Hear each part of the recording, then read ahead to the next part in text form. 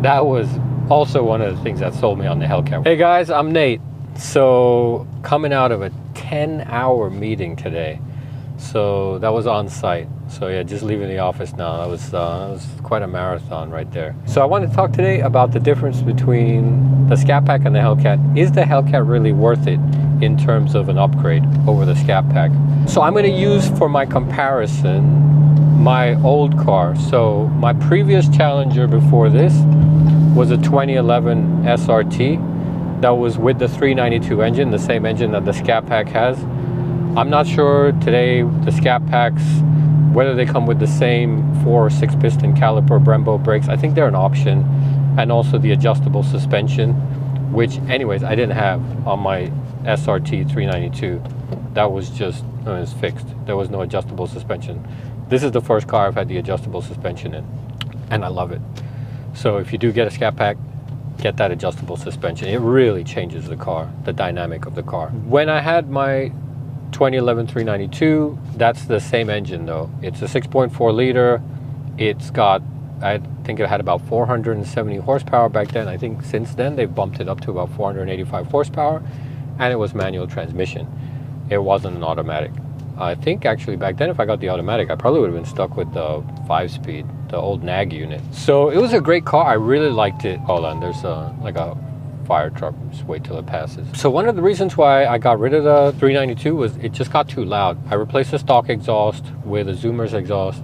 It was really nice to listen to outside of the car, but driving in the car on the highway, and it was my daily driver, it just got really drony, and it wasn't something I really enjoyed being in. That's one of the reasons I really like the Hellcat with the adjustable exhaust. It's 2 cars in one. So you get like a pretty low sounding car just driving around traffic. But then if you want to open it up, you just step on it and then the exhaust baffle's open, wide open, and it sounds like awesome. Yeah, they did a good job on that. But power, that's the main thing you're going to notice between the Scatpack and the Hellcat. And is it worth that upgrade? So to me, yes. And I'll tell you why. I would drive the 392 around. So it's got a lot of power, don't get me wrong. But I always felt like it could use just a little bit more, especially for the weight of the car. I just felt like, you know what, if this car had a little bit more power, like maybe if it was 550 horsepowers instead of 400 horsepowers, if it was 550 horsepower instead of the 470, I thought it would have been just right. So really just a little bit more power. And so then I heard they were announcing the Hellcat, and I was like, I was super excited. I was like, great, they're gonna have a trim above the 392. It's gonna have a little bit more horsepower.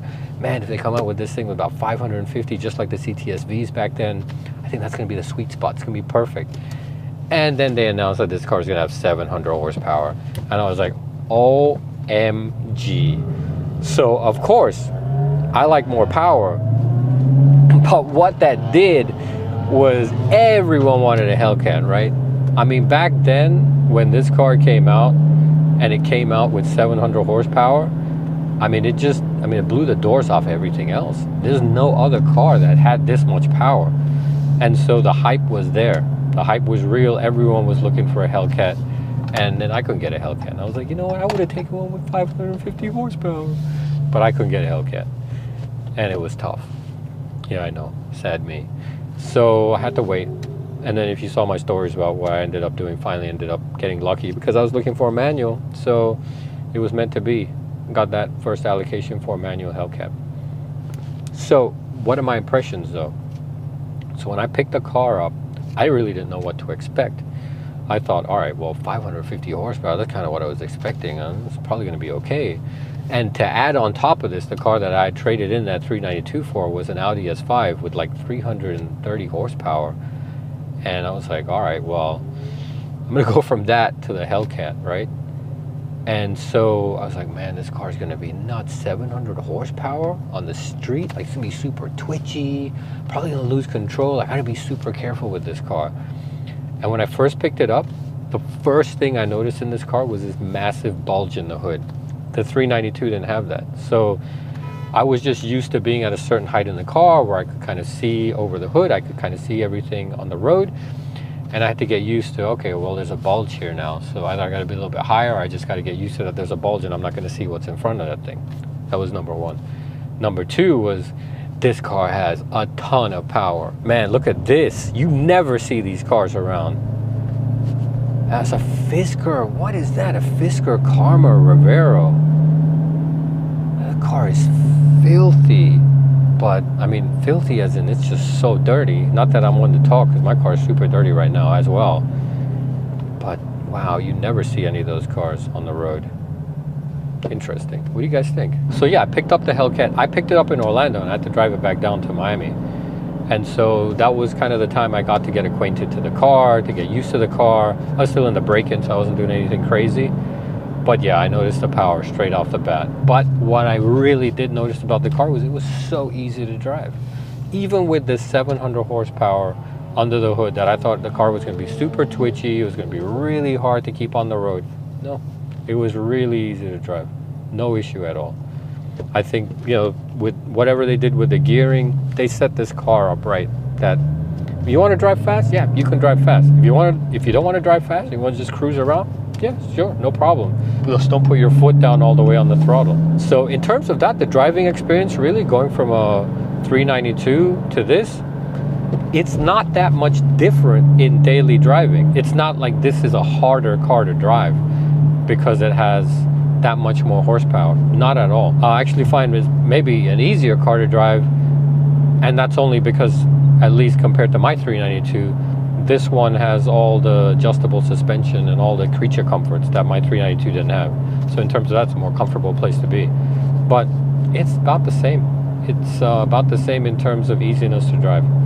But the power's there when you need it, and that's the most important thing that I think this has over the Scatpack. In probably 80 to 90% of your daily driving situations, a Scatpack is going to be just fine, and you're not going to use all the power in the Hellcat. But that 10 to 20% of the time, when you want to open it up, the power's there in the Hellcat, and that's the main difference. So, not knocking on you Scatpack owners. I love that car. I think it's a great car. I think it's a good value for money, and it's got the same chassis, everything that the Challenger has, which is what I really like.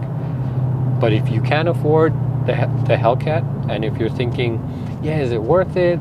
Is that extra power really gonna make much of a difference? I'm here to tell you that yes, it is, when you want that power.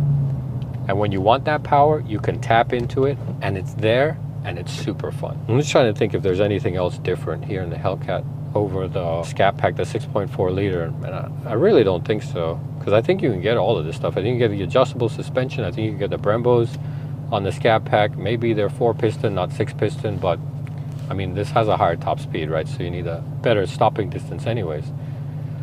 The manual transmission is going to be exactly the same.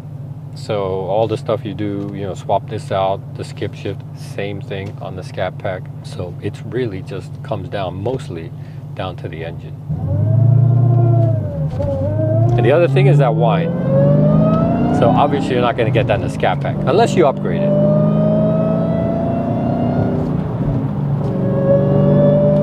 Yeah, I tell you, that whine you get used to. So that in daily driving, even if you're just driving it normal and you're not using all the horsepower, having that whine available, usable, always there, even doesn't matter, you're just taking off from a red light, you're not using the full power, having that whine is pretty sweet. So I do like that. That was also one of the things that sold me on the Hellcat, was a supercharger. Just the fact that there is a supercharger, not necessarily how much horsepower it adds, but just the fact that there's a supercharger that's producing that lovely soundtrack. All right, guys, check out these next videos. I really hope you like this one, and I'll see you there. Thanks. Bye.